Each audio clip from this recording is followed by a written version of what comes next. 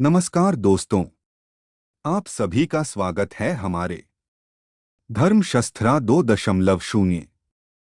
तो दोस्तों, चैनल को सब्सक्राइब और वीडियो को लाइक जरूर करना। तो चलिए आगे कहानी की तरफ। शव को ले जाते समय राम नाम सत्य है क्यों बोला जाता है? यमदूतों के भय से उसके मुंह से जाग और लार गिरने लगती है। ऐसे ही पापियों के प्राण जब निकलते हैं तब उनको यमदूत मिलते हैं। यमदूत के लाल नेत्र होते हैं और मुख भयानक होता है। उस समय यमदूत अत्यंत क्रोधित होते हैं और उनके हाथ में पाश और दंड होता है और वह दांत को पिसते हैं। उनके मुख काले और नख विशाल होते हैं। उनको देखकर प्राणी भयभीत होकर मलमूत्र का त्याग करने लगता है। ऐसी अवस्था में जीव शरीर से निकल जाता ही है और मोह में अपने घर को देखता है और उसी समय यमदूत उसे पकड़ लेते हैं। यमदूत उसे गले में रस्सी बांधकर ऐसे ले जाते हैं जैसे गुनहगार को सिपाही राजा के पास ले जाते हैं। वे यमदूत मनुष्य को मार्ग में नर्क के भयानक दुख और तकलीफों के बारे में बताते हैं और धमकियां भी देते हैं। यमदूतों की ऐसी कठोर वाणी को सुनता है और तड़पता है।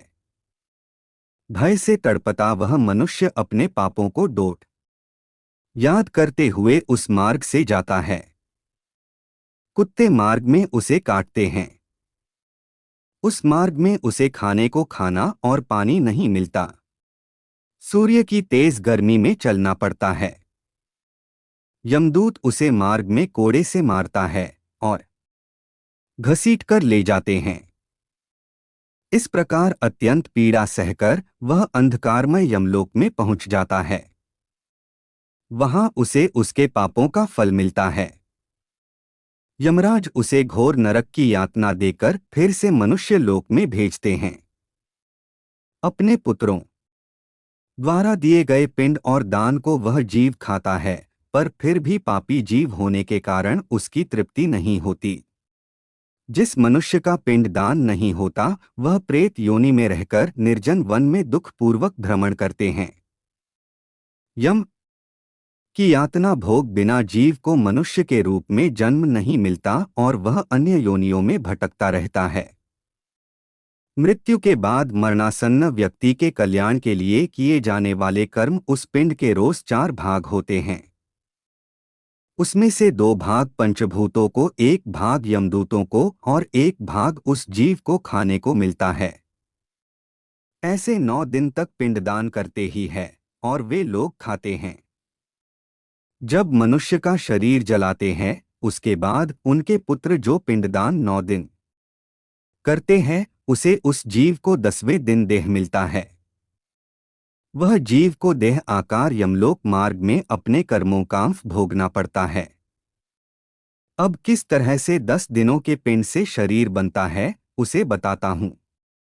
पहले दिन के पिंड से सिर, दूसरे दिन से गर्दन और कंधा, तीसरे दिन हृदय, चौथे दिन पीठ, 5वें दिन नाभि, छठे दिन कमर, गुदा, लिंग, भग और मांस केंद्रपिंड आदि बनते हैं। 7वें दिन हड्डी और 8वें 9वें दिन जांघ और पैर, 10वें दिन के पिंड से इस शरीर में सुख, सुंधा, तृषा की उत्पत्ति होती है।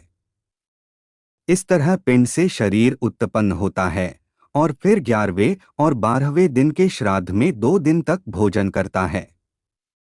13वें दिन वह जीव यमदूतों से बंधा हुआ अकेला संसार में आता है। हे गरुड़, वैतरणी को छोड़कर केवल यमलोक 86,000 योजन विस्तीर्ण है।